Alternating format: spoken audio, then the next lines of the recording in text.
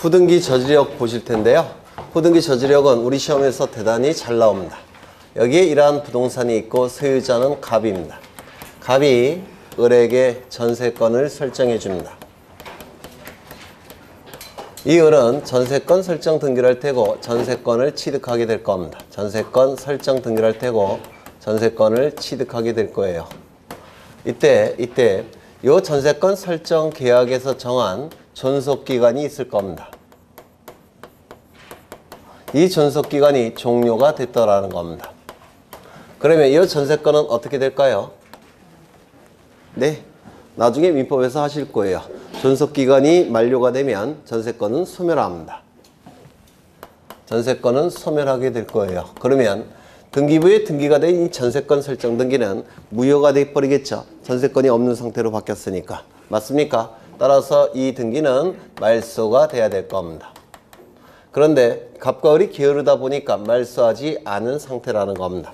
등기부에는 이렇게 등기가 될 거예요. 을구에.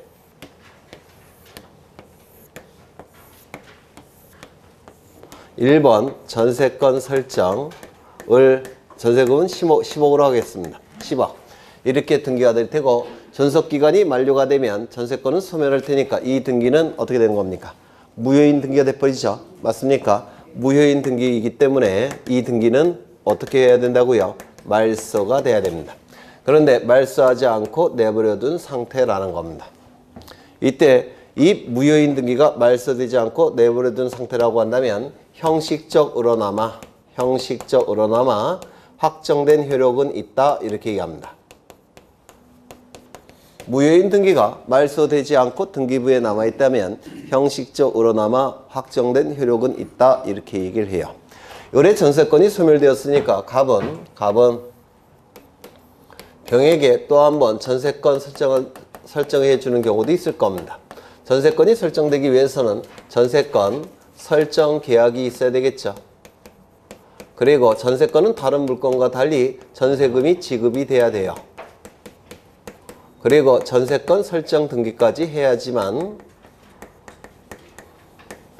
병은 전세권을 취득할 수 있을 겁니다.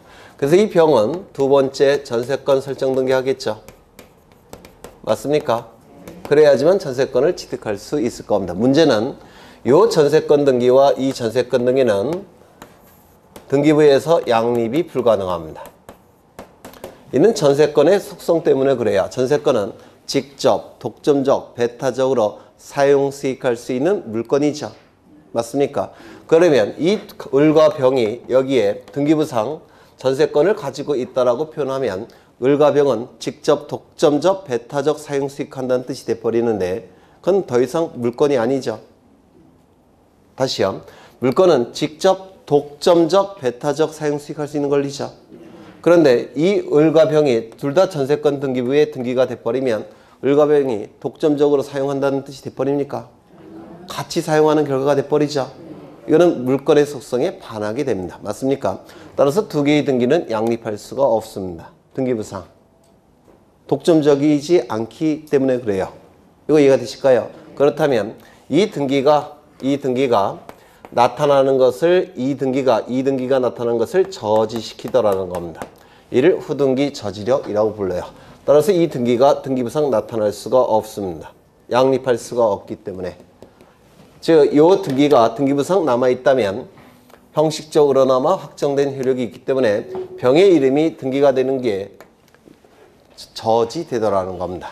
이를 후등기 저지력이라고 불러요. 이해가 되실까요? 네. 그러면 여기가 만약에 전세권이 아니라 저당권 등기라고 한다면 이거는 양립할 수 있을까요? 없을까요? 있죠. 왜냐하면 전세권은 사용 권능, 수익 권능으로 구성되어 있죠.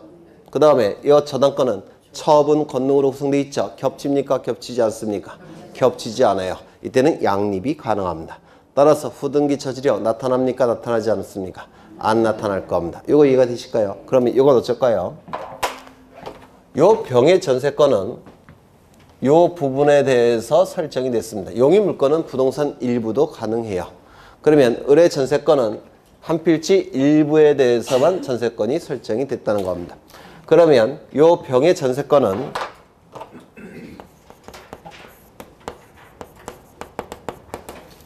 요 부분에 대해서 전세권 등기가 이루어질 수 있을까요? 없을까요? 이거는 겹치지 않죠. 겹치지 않으니까 이건 요 부분에 대해서는 독점적 사용이 가능하죠. 따라서 이때는 후등기 저지력이 나타납니까? 나타나지 않습니까? 나타나지 않습니다. 양립이 가능하기 때문에 그래요. 그래서 요즘은 이 정도까지도 출제가 됩니다. 겹치지 않는 부분이라고 한다면 양립이 가능하니까 후등기 저지력이 나타날 여지가 없다라는 겁니다. 이 정도까지도 출제합니다. 이거 이해가 되실까요? 네, 이것도 기억해 두십니다. 그래서 이 형식적 확정력이라는 것은 예전에 후등기 저지력을 형식적 확정력이라고 불렀어요. 예전에 아주 호랑이 담배 피던 시절에 한 20년, 30년 전에. 하지만 요즘은 후등기 저지력이라는 용어를 더 많이 씁니다. 후등기 저지력. 그래서 좀 기억해 두셔야 되는데 등기부상 등기가 남아있다면 설령 무효인 등기일지라도 형식적으로 남아 확정된 효력이 나타나기 때문에 그 등기와 양립할 수 없는 등기가 뒤에 나타나는 것을 저지시킬 수가 있는데 이를 뭐라고 부른다고요? 후등기 저지력. 옛날에는 형식적 확정력, 요즘은 후등기 저지력이라고 부릅니다.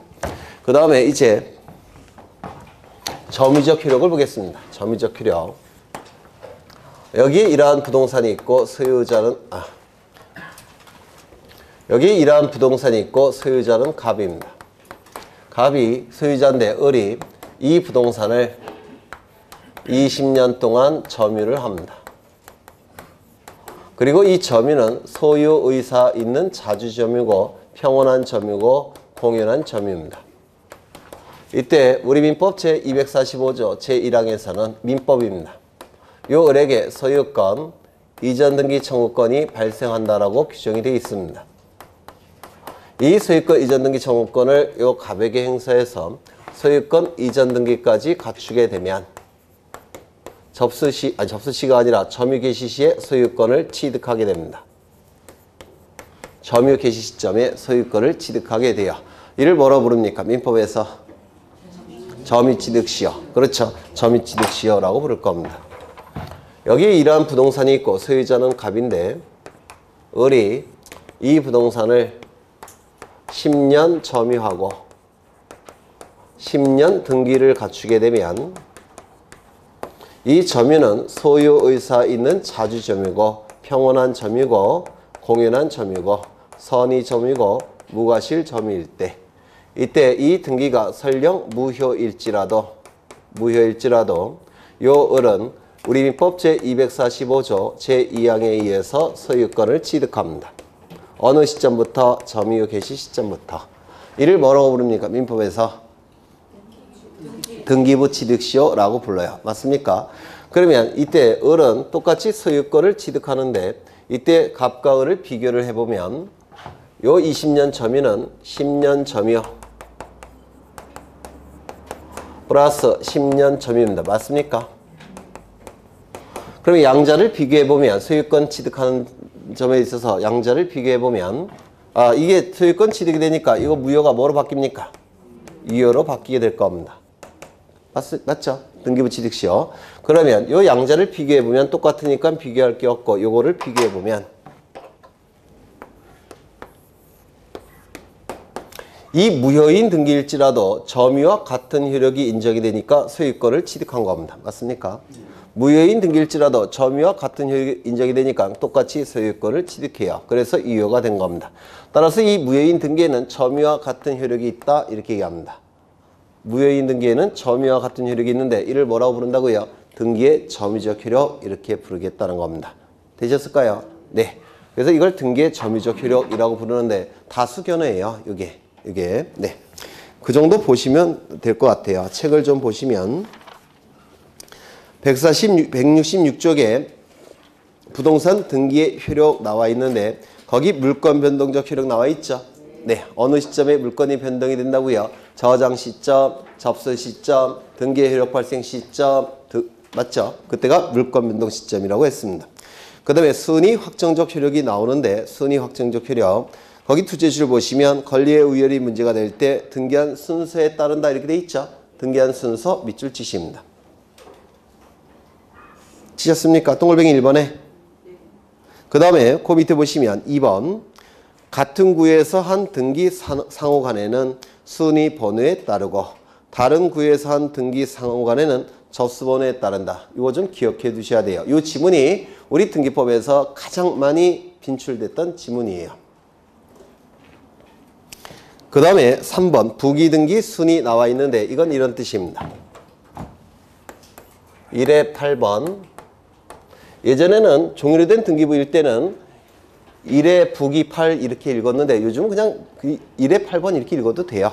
이게 1에 9번, 2에 7번, 2에 8번, 2에 9번, 3에 1번, 3에 2번, 3에 3번.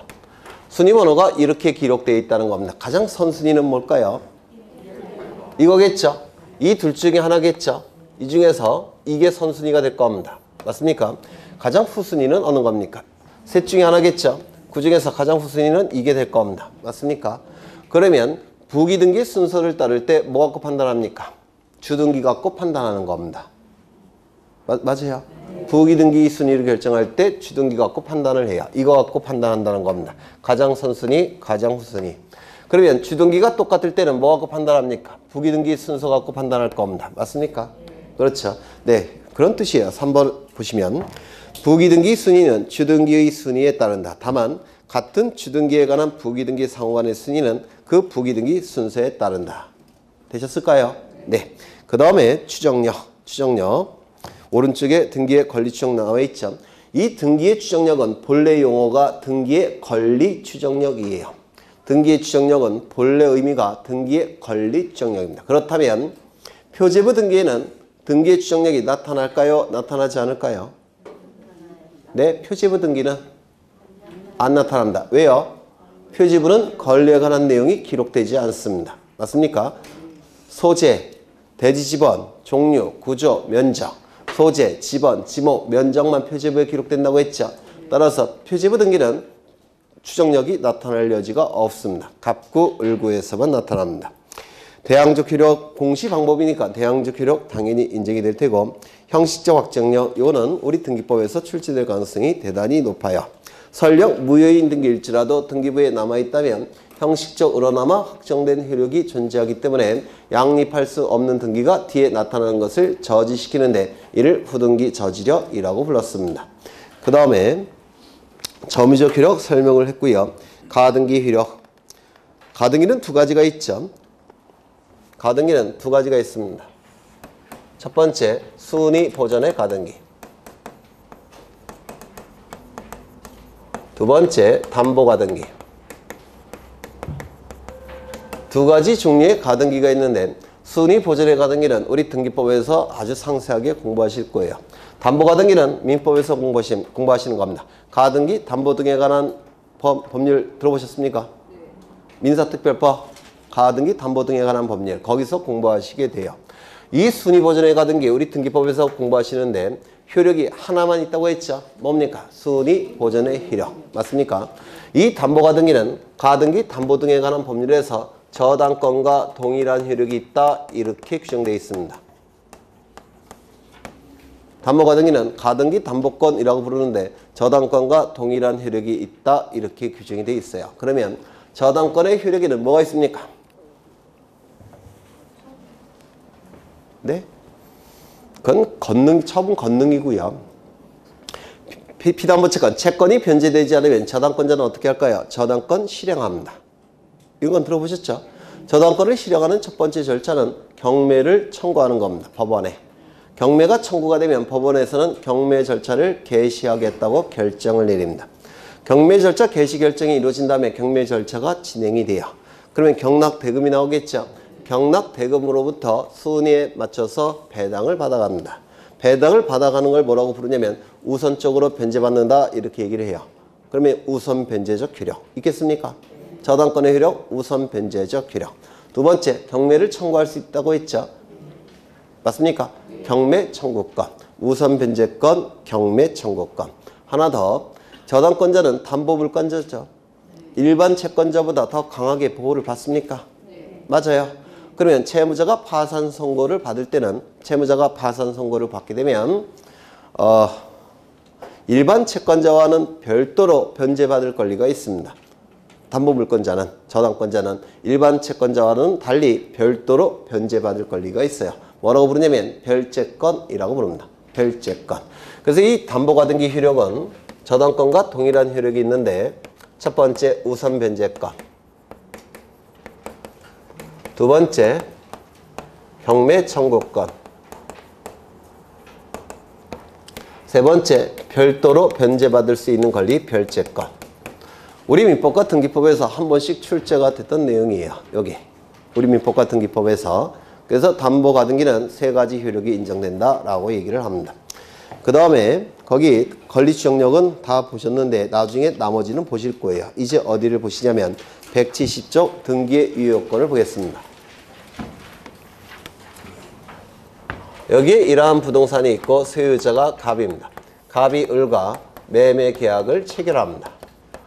이 매매 계약은 채권, 채무를 발생시키는 법률행위, 채권행위라고 했죠. 물권행위는 이 안에 있다라고 했습니다. 그리고 소유권 이전 등기까지 이루어지면 갑이 가진 소유권은 을의 소유권으로 변동이 될 겁니다. 우리 민법 몇 조에 의해서? 186조에 의해서. 그래서 우리 등기법은 전부 다 여기서부터 시작하는 겁니다. 186조부터 시작하는 거예요. 이때 이 등기가 유효해야지만, 등기가 효력이 있어야지만 물건이 변동이 되겠죠. 그러면 등기가 유효하기 위한, 효력이 있기 위한 요건을 갖춰야 될 겁니다. 이를 등기의 유효 요건 이렇게 부를 거예요. 등기가 유효하기 위해서는 첫 번째, 등기법에서 정하는 요건을 구비해야 됩니다. 두 번째, 민법에서 정하는 요건도 구비해야 돼요. 두 가지 요건을 구비해야지만 등기는 효력이 있고 물권 변동의 효력이 나타나게 될 겁니다. 이때 우리 민법 186조의 내용은 이거예요.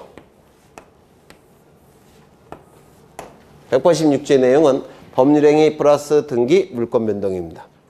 이때 이걸 뭐라고 부르냐면 물권 변동의 실질이라고 부르고요. 이 등기를 물권 변동의 형식이라고 부릅니다. 그리고 이 실질에 적용되는 법률이 민법이고, 이 형식에 적용되는 법률이 뭡니까? 등기법이에요. 여기까지 이해가 되실까요?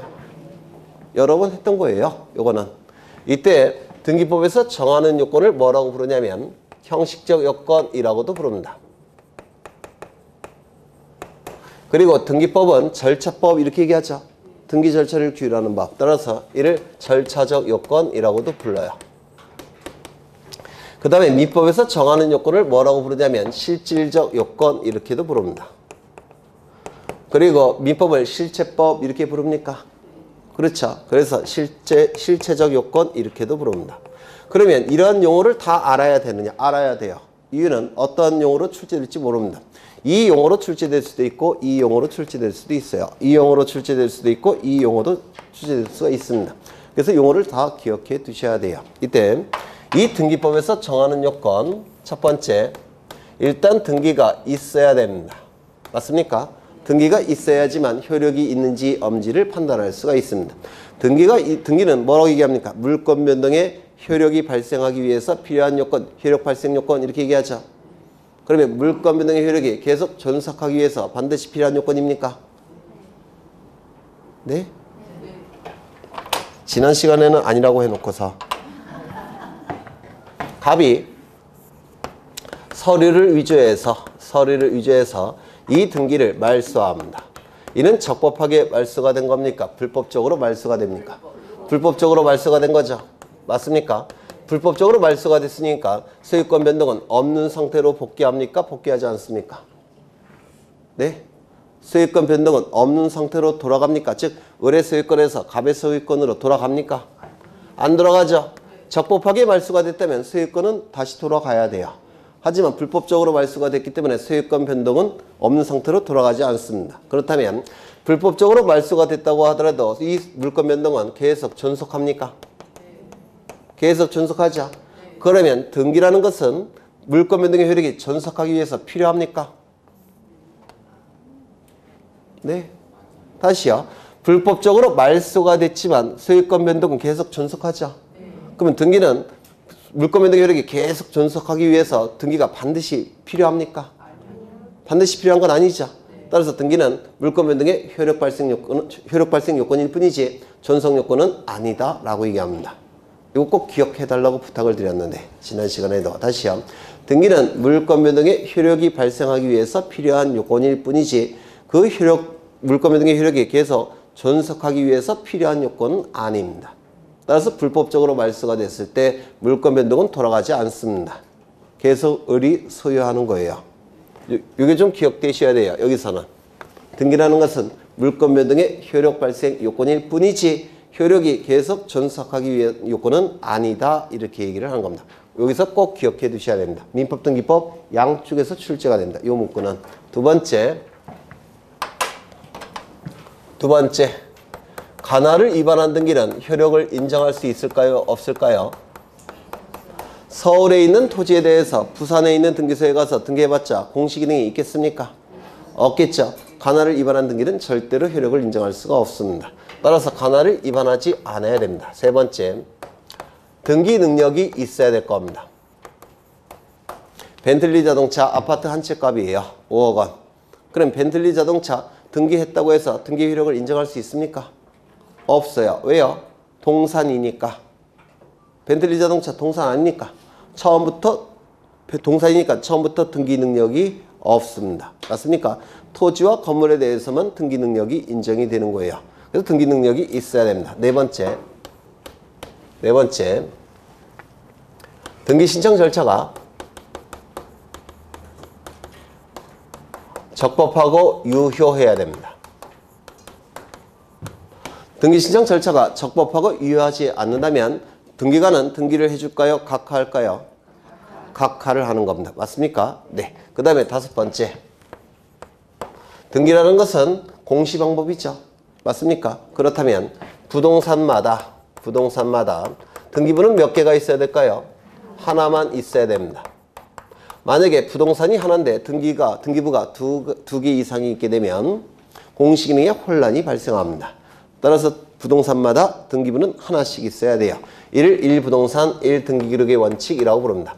1부동산 1등기기록의 원칙을 지켜야지만 그 등기는 효력을 인정받을 수가 있습니다. 되셨을까요? 그런데 부동산은 하나인데 등기부가 두 개 이상이 있더라는 겁니다. 이걸 뭐라고 부르냐면 등기부는 보존등기에 의해서 등기부가 만들어지죠. 그럼 등기부가 두 개가 있다는 얘기는 보존등기가 몇 건이 이루어졌다는 겁니까? 두 건. 이걸 뭐라고 부르냐면 이중 보존등기의 문제라고 부릅니다. 또는 중복등기의 문제라고 불러요. 이중으로 보존등기가 이루어져서 등기부가 두 개 이상이 만들어졌다는 겁니다. 그러면 두 개 다 효력을 인정할 수 있겠습니까? 하나는 없애야 되죠. 무효화시켜야 되겠죠. 이를 이중보존등기의 처리 문제, 이중보존등기 문제라고 불러요. 되셨을까요? 네. 이거는 민법 등기법 양쪽에서 출제가 됩니다. 오히려 민법에서 좀 더 많이 나와요. 이중보존등기, 중복등기. 그 다음에 민법에서 정하는 요건은 다양한데 먼저 부동산이 일단 있어야 되겠죠. 두 번째, 당사자가 있어야 되겠죠. 그리고 물권행위도 있어야 될 겁니다. 이게 민법에서 정하는 요건이에요. 그런데 이 중에서 제일 중요한 것은 이겁니다. 민법에서 정하는 요건 중에서 이 등기는 물권행위와 일치하는 등기를 갖춰야 된다는 겁니다. 이게 민법에서 정하는 요건 중에서 가장 중요해요. 물권행위를 규율하는 법은 민법이었죠. 맞아요. 그래서 민법에서 규율하고 있는 물권행위와 일치하는 등기를 갖춰야지만 이 등기는 효력을 인정할 수 있다는 겁니다. 이게 가장 중요한 요건이에요. 민법에서 정하는 요건 중에서 가장 중요한 것은 물권행위와 일치하는 등기를 갖춰야지만 이 등기는 효력을 인정할 수 있다는 겁니다. 이게 민법에서 정하는 요건이라고 불러요. 그렇다면 일치하지 아니할 때는 이 등기의 효력을 어떻게 볼 것인가? 이걸 뭐라고 부르냐면 불일치의 문제라고 얘기를 합니다. 물권행위와 일치하지 않는 등기를 갖췄을 때 그 등기는 효력이 있느냐? 이게 바로 불일치의 문제, 불합치의 문제라고 불러요. 이 불일치의 문제는 세 가지가 있는데요. 첫 번째, 존속상의 불일치. 이 존속상의 불일치는 물권행위와 등기가 존속 여부가 불일치할 때 어느 경우가 그럴까요? 물권 행위는 있는데 등기가 없을 때, 물권 행위는 없는데 등기가 있을 때, 이게 존속성의 불일치라고 부릅니다. 두 번째, 내용상의 불일치. 물권 행위의 내용과 등기의 내용이 일치하지 아니할 때, 대표적인 게 뭐가 있냐면 물권 행위는 저당권 설정 계약이에요. 그런데 등기는 전세권 등기가 이루어졌다는 겁니다. 그러면 물권 행위와 등기가 내용이 일치합니까? 일치하지 않습니까? 일치하지 않죠. 이걸 내용상의 불일치라고 불러요. 세 번째, 시간상의 불일치. 이 물권 행위와 등기가 동일 시점에 이루어집니까? 아니죠. 보통 물권 행위가 먼저 있고 나중에 등기하죠. 이걸 시간상의 불일치라고 불러요. 이렇게 불일치의 문제가 세 가지가 있는데 이 전속상의 불일치, 시간상의 불일치는 우리 등기법에서 안 나와요. 민법에서만 나옵니다. 그것도 아주 어려운 문제로. 그래서 등기법에서는 하지 않겠습니다. 우리 등기법에서 필요한 것은 이 내용상의 불일치입니다. 이 내용상의 불일치도 두 가지가 있는데요. 첫 번째 질적 불일치. 두 번째, 양적 불일치. 먼저 이 양적 불일치는 뭐냐면 저당권 설정 계약서에는 빌린 돈이 10억이라고 기록되어 있다는 겁니다. 물권 행위는 뭐라고 기록되어 있다고요? 10억. 그런데 등기부에는 5억으로 기록이 됐다는 겁니다. 그러면 양이 일치합니까? 일치하지 않습니까? 일치하지 않죠. 이게 양적 불일치라고 불러요. 이 양적 불일치는 일부 부의 법리를 아셔야지만 이해하실 수가 있으셔요. 일부 부의 법리 민법에서 하셨습니까? 12월 달에도 여쭤봤는데 그때도 안 했다고 하셨는데 네. 우리 민법 137조에 규정되어 있는데요. 요거를 이해하시면 굉장히 쉽습니다. 요걸 아시면. 네. 이거는 이제 민법에서 하실 때까지 꾸준히 기다릴 겁니다. 네. 질적 불일치. 사실은 이것 때문에 하는 거예요. 요것 때문에. 질적 불일치 때문에 하는 겁니다. 질적 불일치 때문에 저기서 쭉 뽑아서 나온 겁니다. 이 질적 불일치는 첫 번째, 등기된 권리의 주체, 객체, 내용의 불일치. 두 번째, 등기가 이루어지는 과정, 절차상의 불일치. 둘 다 중요합니다. 둘 다 중요해요. 특히 요거는 민법에서도 아마 영순일 겁니다. 등기법에서도 영순이고 요거는 등기법에서만 나오게 될 거예요. 그러면 요 첫 번째 등기된 권리의 주체, 객체, 내용의 불일치는 무슨 얘기냐면 여기는 99번지 토지고 여기는 100번지 토지입니다. 이 100번지 토지 소유자는 누구냐면 갑이 소유자예요. 갑이 을로부터 돈을 빌립니다. 얼마를 빌릴까요? 10억. 내년에는 꼭 공을 하나 더 집어넣을 겁니다. 100억. 그러면 이제 저당권 설정해야 되겠죠. 저당권 설정할 때는 먼저 저당권 설정 계약이 있어야 되고 그 다음에 저당권 설정 등기까지 이루어지게 되면 저당권이 설정이 될 겁니다. 물권행위 플러스 등기, 물권 변동. 그렇죠. 그러면 이 을은 10억의 채권이 발생을 했을 테고 그 다음에 저당권도 취득하게 될 겁니다. 되셨을까요? 되셨죠? 그런데 여기 100번지 토지 등기부가 있겠죠? 토지 등기부 갑구입니다. 여기 저당권 설정 등기가 이루어지게 될 거예요. 1번 저당권 설정, 그 다음에 을 10억. 이렇게 등기가 되어 있다면 정상적인 등기 맞습니까? 네. 맞겠죠? 그런데 여기에 뭐로 기록이 되어 있냐면 A로 이렇게 기록이 되어 있다는 겁니다. A로. 그러면 저당권을 취득할 자는 누굽니까? 을이어야 되죠. 그러면 등기부에는 을의 이름으로 등기가 돼야 될 겁니다. 그런데 엉뚱한 주체인 A로 등기가 됐다는 겁니다. 그러면 A명의 저당권 등기는 효력을 인정할 수 있겠습니까? 없겠습니까? 이게 등기된 권리 주체의 불일치라고 부릅니다. 주체가 엉뚱한 사람으로 등기가 됐다면 공시기능을 인정할 수 없기 때문에 당연히 무효입니다. 이거 이해가 되실까요? 그렇죠. 이를 주체의 불일치라고 불러요. 두 번째 100번지 토지 등기부도 있겠지만 99번지 토지 등기부도 있겠죠. 맞습니까? 이렇게 있을 겁니다.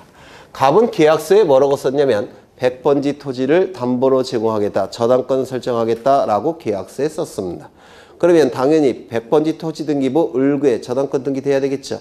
그런데 엉뚱한 토지인 99번지 토지 등기부에 저당권 설정 을 10억 이렇게 등기가 됐다는 겁니다. 그러면 을은 100번지 토지에 대한 저당권 취득을 인정할 수 있습니까? 이 효력 인정할 수 있겠습니까? 없을 겁니다. 엉뚱한 객체에 등기가 됐죠. 이를 객체의 불일치라고 불러요. 공시기능을 인정할 수가 없습니다. 당연히 무효인 등기입니다. 그 다음에 내용상의 불일치. 지금 저당권 설정 계약을 체결했으면 저당권 설정 등기를 해야 될 겁니다. 맞습니까? 그런데 등기부에 엉뚱한 전세권 등기가 되어 있다는 겁니다. 엉뚱한 내용이 등기됐죠. 공시기능을 인정할 수 있겠습니까? 없을 겁니다. 이것도 공시기능을 인정할 수 없으니까 당연히 무효인 등기가 될 겁니다. 그래서 이 주체, 객체, 내용의 불일치는 아마 출제될 가능성이 있어요. 이거는 요즘 문제의 흐름을 보면 이런 것도 냅니다. 좀 기억해 두실 필요가 있고요. 그 다음에 등기가 이루어지는 과정, 절차상의 불일치라는 게 있는데 이건 의미하는 바가 뭐냐면 우리 부동산 등기법은 등기가 이루어지는 과정, 절차에 대한 규정이 있을까요? 없을까요? 네? 당연히 있겠죠. 등기법을 절차법이라고 얘기하지 않습니까? 우리 부동산 등기법은 절차법, 부동산 등기 절차를 규율하는 법이에요. 그래서 따라서 부동산 등기법에는 등기가 이루어지는 과정, 절차에 대한 규정이 당연히 있습니다. 그런데 그 절차에 대한 규정을 따라야 될까요? 따라서는 안 될까요? 당연히 따라야 되겠죠. 그런데 그 절차를 따르지 않고 다른 방법으로 등기가 됐다는 겁니다. 등기법에서 정하는 절차나 과정을 지키지 않고 등기가 이루어졌다는 겁니다. 이게 바로 등기과정 절차상의 불일치라고 불러요. 그러면 이러한 불일치가 있을 때는 등기 효력을 인정할 수 있느냐가 문제가 되는데 이 불일치에 대해서 우리 등기법에서 정하는 절차를 지키지 않았을 때는 각하가 될까요? 실행이 될까요? 각하되겠죠. 우리 등기법은 제29조에서 각하 사유를 규정하고 있습니다. 이 각하 사유에 해당이 된다면 각하 결정을 하게 됩니다. 여기서 각하 사유는 일본 애들이 만든 용어인데 우리나라 말로 바꾸면 거부 사유를 얘기합니다. 등기 신청에 대한 거부 사유, 이를 각하 사유라고 불러요. 그러면 각하 결정은 무슨 뜻입니까? 거부 결정을 얘기합니다. 그래서 이 각하 사유는 제1호부터 제2호, 제3호 쭉 가서 몇 호까지 있을까요? 제11호까지 있다고 했죠. 이때 제1호는 뭡니까? 간할 위반. 제2호는 뭘까요? 등기 신청 사건이 등기할 것이 아닌 경우. 3호는 뭘까요? 등기 신청 권한이 없는 자가 등기를 신청한 경우. 예를 들어서 무권 대리인이 등기를 신청한 경우 대리권이 없는 자가 대리 신청할 수는 없죠. 그렇죠. 거기에 해당이 됩니다. 그 다음에 11호는 저도 잘 몰라요. 그러면 이때 여기에 해당이 된다면 각하 결정이 돼야 되죠. 맞습니까? 각하 결정이 돼야 될 텐데 각하 결정을 하지 않고 등기가 실행이 됐을 때 그 실행된 등기는 효력이 있느냐가 문제가 되는데 이 각하 사유에 해당이 됨에도 불구하고 각하 사유에 해당이 되면 당연히 등기 절차가 제대로 이루어진 겁니까? 아니죠. 그러면 각하돼야 되겠죠. 그런데 각하되지 않고 등기가 실행이 됐을 때 실행된 등기는 효력이 있다고 했습니까? 없다고 했습니까? 제가 언제 그랬어요? 이렇게 둘로 나눠진다고 했죠. 여기에 해당이 된다든지 여기에 해당이 된다면 그건 하자가 너무 커서 공시기능을 인정할 수가 없으니까 당연 무효인 등기고 등기관이 발견하면 직권으로 말소해야 되고 등기관이 말소하지 않느냐 할 때는 이 신청을 통해서 말소한다고 했죠. 그 다음에 여기에 해당이 될 때는 하자가 작다고 했죠. 공시기능은 있으니까 당연 무효는 아니고 직권으로 말소할 수도 없고 이 신청을 통해서 말소할 수도 없다라고 했습니다. 당연 무효가 아니라는 얘기는 유효일 수도 있고 무효일 수도 있는데 실체관계와 부합하는 등기라고 한다면 이때는 유효, 실체관계와 부합하지 않는 등기라고 한다면 이때는 무효, 실체관계 부합 여부는 민사소송 절차를 통해서 해결한다라고 했습니다. 처음 들으신 분들은 그냥 들어만 두셔요. 그러면 이때 이 등기가 이루어지는 과정, 절차상의 불일치는 바로 여기에 해당되는 등기들이에요. 여기에 해당되는 등기. 그렇다면 이 등기가 이루어지는 절차, 과정상의 불일치에 해당되는 등기들은 여기 3호부터 11호에 해당이 되니까 당연 무효도 아니고 직권 말소할 수도 없고 이의신청을 통해서 말소할 수도 없다고 그랬죠.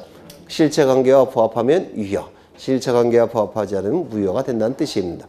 그러면 이 등기가 이루어지는 과정, 절차상의 불일치에 해당되는 등기가 뭐가 있느냐면 세 가지가 있어요. 첫 번째, 중간 생략 등기. 두 번째, 실제와 다른 원인에 의한 등기.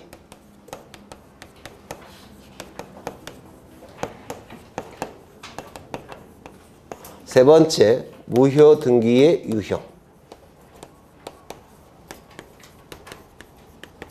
이 세 가지가 등기가 이루어지는 과정, 절차를 지키지 않은 등기들이에요. 중간 생략 등기는 무슨 뜻이냐면 갑에서 소유권이 을에게 넘어갔고 을에서 병에게 넘어갔습니다. 그런데 중간자를 생략하고 등기부에는 곧장 이렇게 등기를 했다는 겁니다. 이게 중간 생략 등기죠. 그러면 관할 위반의 내용은 없죠.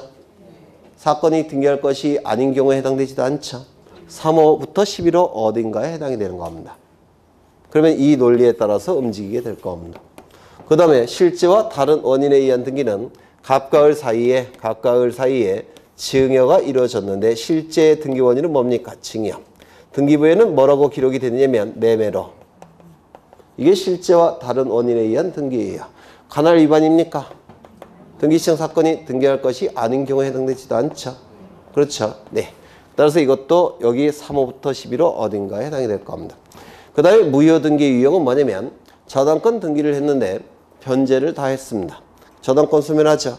따라서 저당권 등기는 무효가 될 겁니다. 그런데 1년 후에 똑같은 돈을 빌리면서 옛날에 무효가 됐던 등기를 다시 한번 유용하겠다는 겁니다. 이게 무효 등기 유형인데 이것도 관할 위반도 아니고 사건이 등기할 것이 아닌 경우에 해당되지도 않습니다. 이것도 등기가 이루어진 과정상의 불일치예요. 그래서 이 세 가지가 우리 민법, 등기법에서 출제가 이루어지게 돼요. 주로 민법에서 출제가 이루어집니다. 그래서 여기서 보셔야 될 게 이중보전 등기.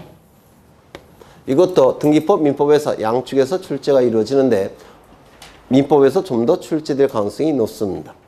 중간 생략 등기. 이것도 민법에서 주로 출제가 돼요. 우리 등기법에서는 중간 생략 등기도 출제되지만 중간 생략 등기를 방지하기 위한 규정이 있어요.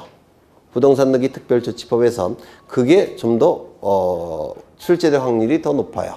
중간 생략 등기를 방지하기 위한 규정들. 그게 이거보다 훨씬 어렵습니다. 그 다음에 실제와 다른 원인에 의한 등기. 이것도 민법에서 주로 출제가 됩니다. 그 다음에 이 무효 등기 유형. 이것도 민법에서 좀 더 출제될 확률이 높아요. 그러면 이걸 지금 설명을 드리기에는 좀 시간이 모자라요. 그래서 이거는 민법에서 공부하신 다음에 등기법에서 할 겁니다. 민법에서 주로 출제되는 거니까 안 한다는 얘기가 아니라 민법에서 한 다음에. 원래 공시법은 민법의 보조 강사죠. 보조 과목이니까. 그래서 숟가락만 주로 얹는 거예요. 공시법은. 네. 민법에서 하신 다음에 설명을 드릴 겁니다. 아직은 너무 힘드셔요. 민법 지식이 너무 약하셔서 그래서 그런 겁니다. 네. 그러면 책을 좀 보겠습니다. 170쪽을 보시면 등기의 유효 요건 나와 있죠. 나와 있습니까? 거기 2번을 보시면 등기와 실체관계 부합의 정도 거기에 반가로 1번 보시면 부동산 표시에 관한 부합의 정도 있습니까? 이거 별표 치십니다. 대단히 중요한 거예요. 근데 나중에는 너무 당연하다고 느끼실 겁니다. 등기법 지식이 좀 올라가면 일단 별표만 치겠습니다. 그 다음에 중간 생략 등기를 거기 설명을 했는데요. 보통 민법에서도 공부하실 거예요. 나중에 볼 겁니다. 넘기겠습니다. 그 다음에 등기법에서 정하는 요건, 형식적 요건, 절차적 요건 나와 있는데 등기가 일단 존재해야 되겠죠. 맞습니까? 거기 오른쪽을 보시면 동글뱅이 2번 꼭 기억하셔야 돼요. 등기는 물권 변동의 효력 발생 요건이며 전속 요건이 아니다. 꼭 기억해 두셔야 합니다. 등기는 물권 변동의 효력이 발생하기 위해서 필요한 요건입니다. 하지만 물권 변동의 효력이 계속 존속하기 위해서 반드시 요구되는 요건은 아니에요. 따라서 불법적으로 말소가 됐다든지 아니면 멸실되었을 때 물권 변동의 효력은 계속 존속하게 됩니다. 그 문구 꼭 기억하셔야 되고요. 관할 등기소에 등기할 거. 관할을 위반해서는 안 된다고 했죠. 이건 결국은 29조 제1호 위반이 아니어야 된다는 뜻이에요. 29조 제1호 위반. 3번에 부동산 등기법상 등기 능력이 있을까? 이건 결국은 부동산 등기법 제29조 제2호 등기시정 사건이 등기할 것이 아닌 경우에 해당돼서는 안 된다는 뜻입니다. 그 다음에 4번을 보시면 등기시정 절차가 적법하고 유효할까? 이건 결국은 부동산 등기법 제29조 제3호부터 14호, 11호 위반은 아닐 걸 요구한다는 뜻이에요. 그 다음에 마지막으로 1부동산 1등기 기록의 원칙. 여기서 거기 문제점 중복 등기에 대한 대법원 판례 있죠. 네, 요게 민법에서 등기법에서 출제가 돼요. 별표 하나 쳐두시고요. 넘어가겠습니다. 그 다음에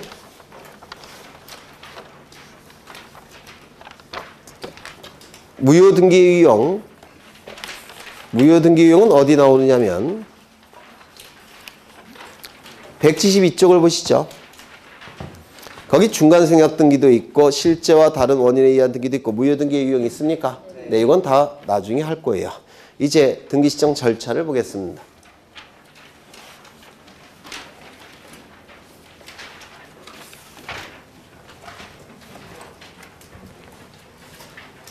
좀 쉬었다 하죠? 네, 쉬었다 하겠습니다.